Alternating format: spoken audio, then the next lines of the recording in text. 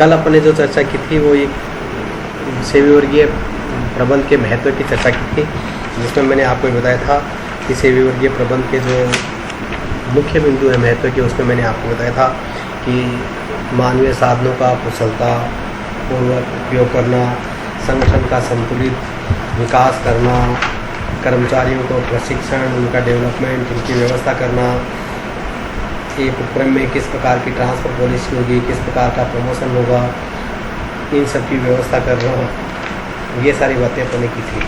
आज अपन जो चर्चा करेंगे वो अन्य बिंदु की चर्चा करेंगे। उनमें नेक्स्ट बिंदु है वो है establishment of sound and sweet industrial relations. किसी भी उपक्रम की सफलता और असफलता उस उपक्रम में काम करने वाले कर्मचारियों एवं उनके मालिकों के मध्य में किस प्रकार के संबंध है उस पर निर्भर करती है। अगर किसी उपक्रम में काम करने वाले कर्मचारी और मालिक दोनों के मध्य में मधुर संबंध हैं, उनके मध्य में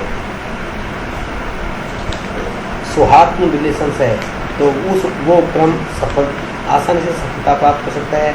और यदि उनमें संबंध कड़वाहट भरे हुए हैं, वो एक दूसरे को विरोधी मानते हैं, तो वहाँ पर जो उपक्रम की जो सफलता है वो बहुत ही कठिन हो जाती है।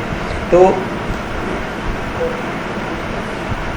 और औद्योगिक प्रजातंत्र की जड़ों को मजबूत करने के लिए भी किसी भी उपक्रम में मधुर औद्योगिक संबंधों की स्थापना होना बहुत जरूरी होती है। हम देखते रहते हैं और सुनते रहते हैं कि बहुत से औद्योगिक इकाइयों में प्रतिदिन अशांति, उनमें वर्क संघर्ष, तालाबंदी, हड़ताल, काम रोको इत्यादि होती रहती है। उन संगठनों का उत्पादन बढ़िया होने के बावजूद भी, वहाँ उनकी वित्तीय व्यवस्था अच्छी होने के बावजूद भी वो कभी भी सफल नहीं हो पाते हैं। अतः प्रत्येक उपक्रम में औद्योगिक शांति हो, वहाँ पे श्रम संघर्ष, वर्ग संघर्ष, तालाबंदी, काम रोको, ये हड़ताल, ये सब उनमें नहीं हो, इनसे छुटकारा हो, इसके लिए वहाँ पर औद्योगिक प्रजातंत्र की स्थापना की जानी आवश्यक होती है। और औद्योगिक प्रजातंत्र की स्थापना के लिए सेवी वर्गीय विभाग द्वारा जो कर्मचारी होती है उनकी शिकायतों का, उनकी परिवेदनाओं का तुरंत समाधान करते हैं, उनके साथ बैठते हैं, उनकी बातचीत को सुनते हैं और टेबल पर बैठ करके उनकी जो स्थितियाँ, जो समस्याएं होती है उनका समाधान करते हैं और परिणाम स्वरूप औद्योगिक प्रजातंत्र की स्थापना होती है। औद्योगिक प्रजातंत्र की स्थापना के लिए वैसे भी आप श्रमिकों को प्रबंध में सहभागिता दे सकते हैं, उनको लाभों में सहभागिता दे सकते हैं, उनको निर्णयों में सहभागिता दे सकते हैं। लाभों में सहभागिता देने से कर्मचारी ये मानता है कि मैं इस उपक्रम का केवल कर्मचारी नहीं हूँ, अपितु मैं उसका मालिक भी हूँ। अतः वह उपक्रम को अधिकतम लाभ की स्थिति में ले जाने के लिए प्रयास करता है और उसको उपक्रम की हानि से कष्ट होता है। इसी प्रकार से प्रबंध में सहभागिता देने से उसको निर्णयों में सहभागिता लेने का अधिकार मिलता है और उसको लगता है कि कोई भी उपक्रम का जो कार्य है उसमें मेरी राय महत्वपूर्ण होती है, मेरी राय इम्पोर्टेंट है। अतः वो जो भी उपक्रम के हित के लिए होगा वही बात करेगा। इस प्रकार से जो सेवी वर्गीय प्रबंध है वो किसी भी इकाई में मधुर और मजबूत औद्योगिक संबंधों की स्थापना करने में अपनी महत्वपूर्ण भूमिका का निर्वाह करता है। इसका जो नेक्स्ट महत्व है वो है सही स्थान पर सही व्यक्ति का चयन करना, right man on the right job. कई बार एक उपक्रम में जो काम करने वाले व्यक्ति होते हैं वो काम करने वाले व्यक्ति भी श्रेष्ठ हैं, किंतु उनको उस जगह पर लगा दिया जाता है जहाँ पर उनकी उस योग्यता का विदोहन नहीं हो पाता है। अतः उपक्रम में केवल अच्छे व्यक्तियों का चयन ही महत्वपूर्ण नहीं है, अपितु उनकी योग्यताओं के अनुसार उनको कार्य का आवंटन किया जाना चाहिए। इसी प्रकार एक व्यक्ति एक जो कार्य है, जो जॉब एनालिसिस है और जॉब इवेल्युएशन है और जो जॉब डिस्क्रिप्शन है, उसके अनुसार किस प्रकार की योग्यता वाला व्यक्ति उस कार्य पर लगना चाहिए, वहीं पर उस व्यक्ति का पदस्थापन किया जाना चाहिए। अर्थात अगर मैनुअल काम करने वाला व्यक्ति है तो वहाँ पर ऐसा व्यक्ति होना चाहिए जो शारीरिक रूप से ज़्यादा स्वस्थ हो, किंतु जहाँ पर चिंतन का काम करना हो वहाँ पर जिस व्यक्ति का मेंटल एबिलिटी को ध्यान में रखा जाना चाहिए। अर्थात कार्य की आवश्यकता अनुसार व्यक्ति का पदस्थापन होना चाहिए और व्यक्ति की आवश्यकता अनुसार उसको कार्य का आवंटन किया जाना चाहिए। इससे जो मानवीय शक्ति है, जो श्रम शक्ति है, उसका अपव्यय नहीं होता है एवं सही ढंग से कार्य का निष्पादन इसके कारण से संभव होता है। नेक्स्ट विशेष महत्व की अपन अगर बातचीत करेंगे तो वो है कि सेवी वर्गीय जो प्रबंध है वो देश के विकास में सहायक होता है। किसी भी देश की जो उन्नति है वो उस देश के आर्थिक विकास में निर्भर करती है। एवं किसी भी उपक्रम का जो आर्थिक विकास है वो उस उपक्रम के श्रमिकों पर, उसमें सेवी वर्गीय प्रशासन पर निर्भर करता है कि अगर आपके पास कितनी भी अच्छी तकनीक हो, कितना भी अच्छा रॉ मटेरियल हो, कितनी भी अच्छी मशीनें हो, कितना भी विपणन आपका साउंड हो, किंतु उसको काम में लेने वाला व्यक्ति अगर श्रेष्ठ नहीं है तो कोई भी डेवलपमेंट संभव नहीं हो पाएगा। तो जब किसी उपक्रम के विकास के लिए सेवी वर्गीय प्रशासन का सुदृढ़ होना जरूरत है और देश के विकास के लिए उपक्रम का विकास का होना जरूरी है। तो किसी भी देश के विकास के लिए उपक्रमों का विकास आवश्यक है और उपक्रमों की क्षमताओं के विकास के लिए, उपक्रमों को लाभप्रद बनाने के लिए वहाँ पर सेवी वर्गीय प्रबंध का होना बहुत ही आवश्यक होता है। अतः हम कह सकते हैं कि अगर किसी भी देश का हमें विकास करना है तो हमको वहाँ पर सेवी वर्गीय प्रबंध का ध्यान रखना पड़ेगा। नेक्स्ट हम कह सकते हैं कि सेवी वर्गीय जो प्रबंध है वो सभी प्रकार के संगठनों में इसकी आवश्यकता होती है, इसका सभी प्रकार के संगठनों के लिए इसका महत्व है। अर्थात सेवी वर्गीय जो प्रबंध है उसका महत्व केवल व्यावसायिक उपक्रमों तक ही सीमित नहीं है। यह गैर व्यावसायिक उपक्रम जैसे हॉस्पिटल्स है, सैनिक संस्थान है, महाविद्यालय है, इनमें भी इसकी उतनी आवश्यकता होती है जितनी इसकी व्यावसायिक संगठनों में होती है।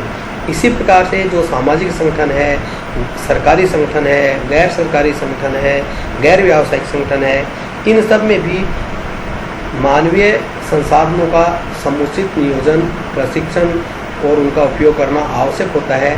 अतः हम कह सकते हैं कि सेवी वर्गीय प्रबंध सभी प्रकार के संगठनों में आवश्यक होता है। सेवी वर्गीय प्रबंध के महत्व के दृष्टिकोण से अपन कह सकते हैं कि यह कर्मचारियों की क्षमता में, उनकी कार्य क्षमता में वृद्धि करता है, उनमें अभिवृद्धि करता है। सेवी वर्गीय प्रबंध कर्मचारियों को अभिप्रेरित करता है।